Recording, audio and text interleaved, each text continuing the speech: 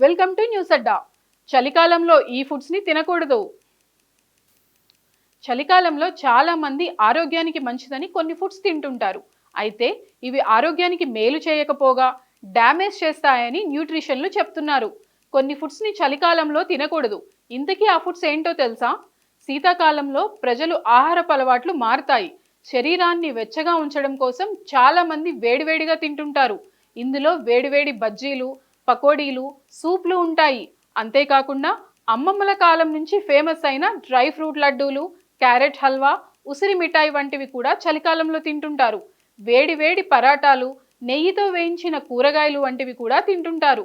బంగాళాదుంపలు, చిలకడ దుంపల్ని ఉడకపెట్టుకుని తింటారు. అయితే వీటిలో చాలా వరకు మన ఆరోగ్యానికి హాని చేసేవే ఉన్నాయి. అంతేకాకుండా వీటిని తినడం వల్ల బరువు కూడా పెరిగే ప్రమాదం ఉంది. చలికాలంలో దూరంగా ఉంచాల్సిన ఆ ఫుడ్స్ ఏంటో ఇప్పుడు చూద్దాం.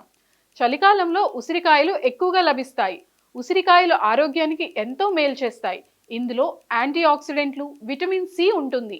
ఇది రోగనిరోధక శక్తి పెంచడంలో సహాయపడుతుంది. అందుకే ఉసిరి ఆరోగ్యానికి మంచిది.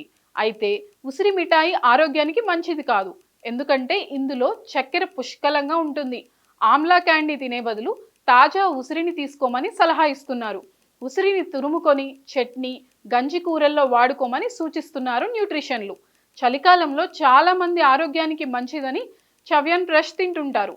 అంతేకాకుండా పిల్లలకు కూడా తినిపిస్తారు. అయితే చవెన్ బ్రష్లో కూడా ఎక్కువ చక్కెర ఉంటుందని న్యూట్రిషన్లు హెచ్చరిస్తున్నారు. అంతేకాకుండా అనేక అధ్యయనాలు చవెన్ బ్రష్లో భారీ లోహాల ఉనికిని వెల్లడించాయి. అందుకే ఇది పిల్లలకు మంచిది కాదు. దీన్ని చలికాలంలో ఎట్టి పరిస్థితుల్లో తినొద్దని సూచిస్తున్నారు. దీనికి బదులు తాజా కూరగాయలతో చేసిన సూప్ తాగమంటున్నారు న్యూట్రిషన్స్.